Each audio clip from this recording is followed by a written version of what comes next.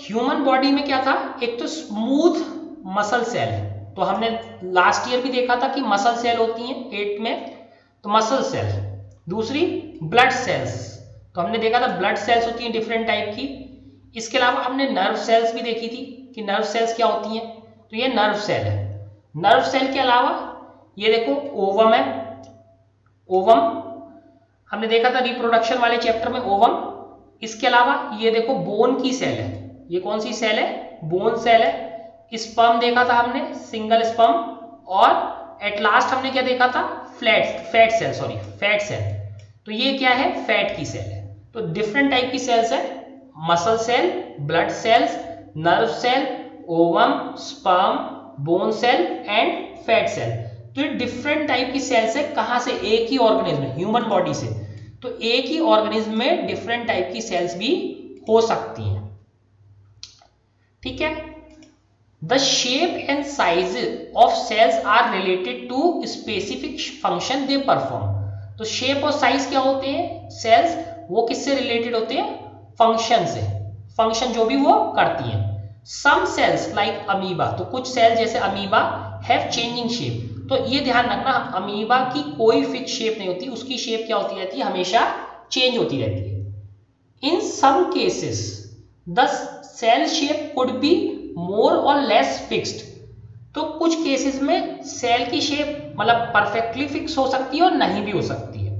And peculiar for a particular type of cell, peculiar का मतलब एक खास तरीके की, खास तरीके की, for a particular type of cell, एक पर्टिकुलर सेल के लिए खास टाइप की हो सकती है। For example nerve cells have a typical shape, तो नर्व सेल की शेप क्या थी, सबसे अलग है, तो वो पिक्यूलियर यानी सबसे अलग है। तो देखा था ना हमने नर्व सेल सबसे अलग है, क्यों, क्योंकि उसके फंक्शन पे डिपेंड करता है।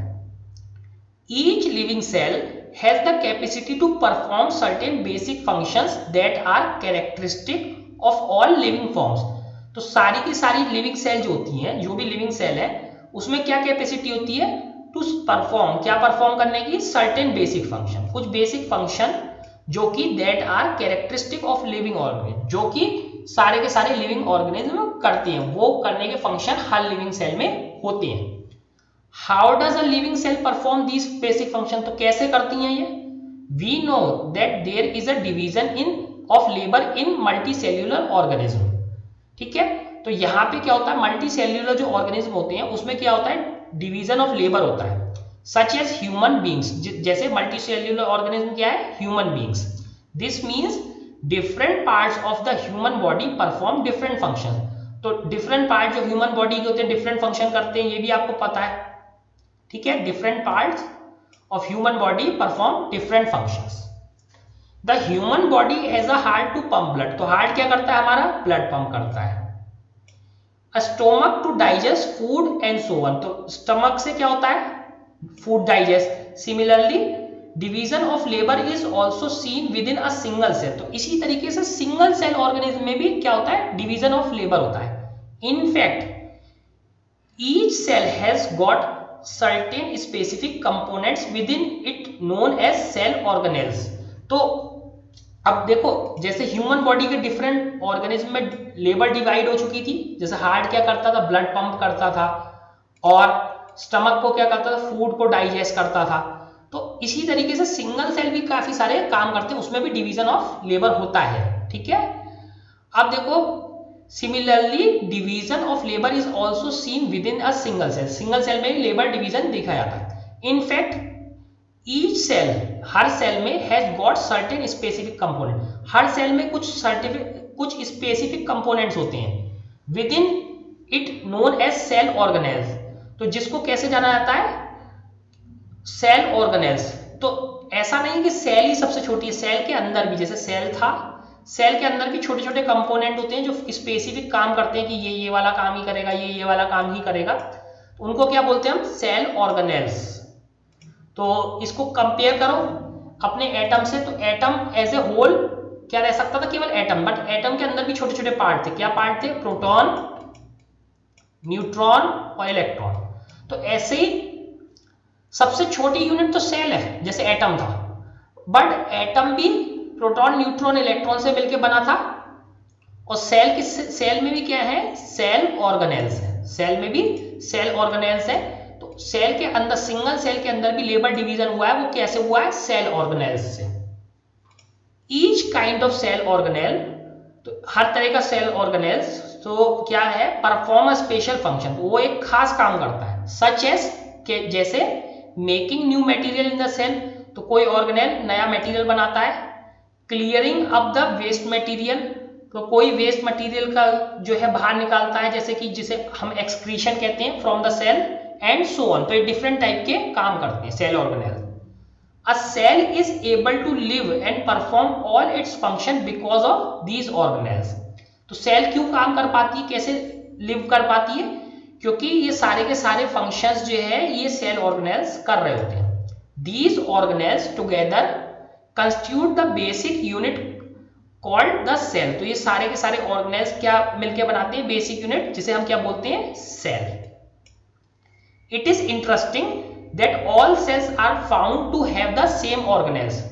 तो ये देखने में जो है बड़ा अजीब सा लगता है कि सारे के सारे सेल्स में सेम टाइप के ऑर्गेनेल्स होते हैं। तो इसी देखो, जैसे डिफरेंट टाइप के एलिमेंट्स थे, उनके एटम क्या थे, डिफरेंट थे, बट अंदर क्या था सब में, जैसे मान लो ये क्लोरीन है, ये ऑक्सीजन है, तो एटम डिफरेंट है, एलिमेंट डिफरेंट है, बट अंदर क्या था, प्रोटॉन, ठीक है, न्यूट्रॉन और इलेक्ट्रॉन, ये क्या थे, सेम थे। तो अगेन ये भी कह रहे हैं कि सेल्स डिफरेंट होती हैं बट ऑर्गेनेल्स क्या होते हैं, same, no matter what their function is or what organism they were founded. चाहे वो किसी भी ऑर्गेनिज्म में मिले, चाहे उनका कोई भी फंक्शन हो, तो सेम इसी तरीके से देखो, चाहे वो किसी एलिमेंट के एटम हो, चाहे वो कैसे भी एटम हो, तो अंदर बेसिक क्या चीज मिलते हैं, प्रोटॉन, न्यूट्रॉन और इलेक्ट्रॉन। तो इसी तरीके से सेल्स का है कि सेल ऑर्गेनिज्म उनमें क्या होते हैं, हमेशा सेम होते हैं। अब देखो क्वेश्चंस देखो, who discovered cell and how, तो आंसर लिखेंगे। तो किसने डिस्कवर की थी, रॉबर्ट हुक ने, और कैसे, सिंपल माइक्रोस्कोप से, ठीक है, प्रिमिटिव या सिंपल माइक्रोस्कोप से। Why is cell called the structural and functional unit of life, तो बता दिए, जैसे ब्रिक से क्या बनता है, बिल्डिंग बनती है, ऐसी सेल से क्या बनता है, सेल से बॉडी बनती है किसी भी ऑर्गेनिज्म की। तो ये आंसर हो गए। अब हम वापस जाते हैं, ये कुछ क्वेश्चंस थे हमारे, ठीक है। क्या सारी की सारी सेल्स एक जैसी दिखती हैं शेप और साइज में, नो, सारी की सारी एक जैसी नहीं दिखती। Do all cells look alike in structure, no, सारी की सारी एक जैसी नहीं दिखती स्ट्रक्चर में भी। Could we find difference among the cells from different parts of a plant body, yes, उसमें भी डिफरेंसेस होते हैं। और what similarities could we find, तो सिमिलैरिटीज क्या थी, ऑर्गेनेल्स, सिमिलैरिटी क्या है, ऑर्गेनेल्स है, कि सब में क्या है, ऑर्गेनेल्स होते हैं जो कि सेम्स होते हैं। और जो है डिफरेंट जो है क्या चीज है, could we find difference, yes, difference मिलता है, ठीक है। तो डिफरेंट फंक्शन होते हैं। तो क्वेश्चंस हमारे हो गए। अब इसके आगे देखते हैं। अब देखो, what is a cell made up of, तो सेल किससे बनी है, ठीक है, सब कुछ तो एटम से बना है, एटम किससे बना है, एटम प्रोटॉन, न्यूट्रॉन, इलेक्ट्रॉन से बना है, तो सेल, सब कुछ सेल से बना है, सेल किससे बनी है। What is the structure organisation of a cell, तो वहां पे हमने इलेक्ट्रॉन का डिस्ट्रीब्यूशन देखा था, यहाँ स्ट्रक्चरल ऑर्गेनाइजेशन देखना है सेल का। We saw above that the cell has special components called organelles, तो सेल के स्पेशल कंपोनेंट्स को क्या बोलते हैं, organelles. How is the cell organise, तो सेल कैसे ऑर्गेनाइज होती है, तो जैसे हर चीज को ऑर्गेनाइज करना पड़ता है ना, तो सेल कैसे ऑर्गेनाइज होती है।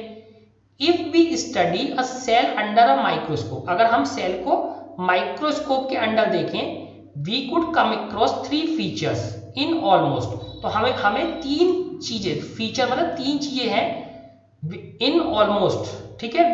तो हमें क्या चीज, 3 चीजें होती हैं जिसके हम देखते हैं कि हर एवरी सेल में 3 चीजें जो हर सेल में दिखती हैं। प्लाज्मा मेम्ब्रेन, तो प्लाज्मा मेम्ब्रेन सब में दिखता है, एक न्यूक्लियस सभी सेल में दिखता है, एंड साइटोप्लाज्म, तो 3 चीजें हर सेल में दिखती हैं, ये हम पहले भी पढ़ चुके हैं, एक मेम्ब्रेन, एक न्यूक्लियस और cytoplasm. All the activities inside the cell and interaction of the cell with its environment are possible due to these features। तो सब कुछ कैसे पॉसिबल हो सकता है, इन्हीं के through. Let us see how, कैसे होता है अब देखते हैं। तीन चीजें, प्लाज्मा मेम्ब्रेन, न्यूक्लियस और साइटोप्लाज्म हर सेल में है। सारी एक्टिविटी और एनवायरनमेंट यानी बाहर से वो जो इंटरेक्शन होता है, बाहर से जो भी काम करती हैं ये सेल्स बाहर के साथ, तो वो कैसे पॉसिबल होता है, इन्हीं तीन चीजों से।